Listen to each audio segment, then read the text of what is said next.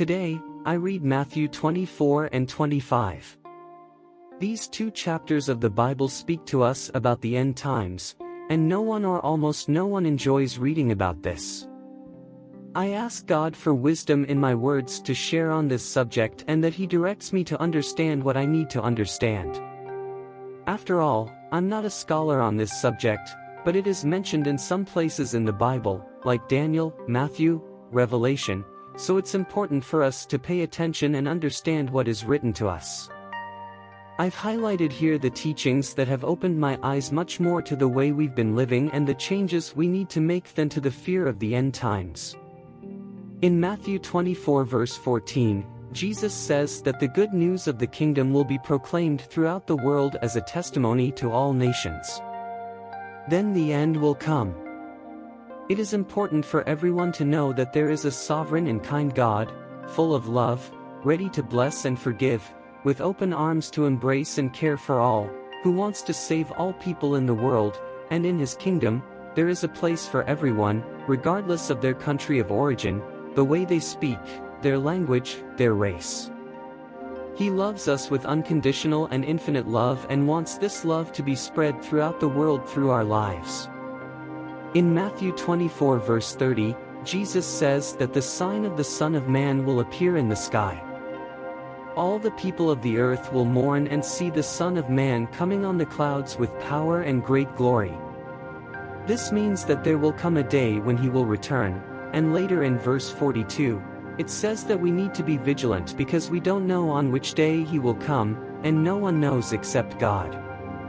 Only He knows the moment, so we need to watch over our lives, our actions, our thoughts, feelings, and take care of all of this. And the most important lesson, something that Jesus often mentions in His words, is in Matthew 25 verse 33, He will place the sheep on His right and the goats on His left. Once again, Jesus is talking about the importance of goodness. Sometimes we wonder, have I been a righteous person? What does God think of me? Am I truly on the path to salvation? Will I live with Jesus in eternity? And following this verse, Jesus says that the King will say to those on His right, "Come, you who are blessed by my Father. Inherit the kingdom prepared for you from the foundation of the world. For I was hungry, and you gave me food, I was thirsty, and you gave me water. I was a stranger, and you welcomed me into your home. I was without clothes, and you clothed me. I was sick, and you took care of me. I was in prison, and you visited me." And continuing the text, the righteous ask when they did all of this for Him.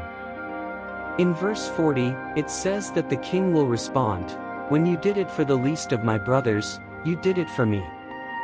Matthew is a book filled with love, and all the guidance we receive from Jesus is for us to be kind, to love God above all else, and to love our neighbors as ourselves. So my prayer today is that God helps us to look around with more attention, that His kindness fills our being, that we can be the light the world needs, and that we do not fear the end but remain tirelessly committed to being good until the end arrives. I hope with all my heart that this message has blessed your day, and to reach even more people, I ask that you like this video, subscribe to this channel, and share it with those you believe need to hear this message. God bless you.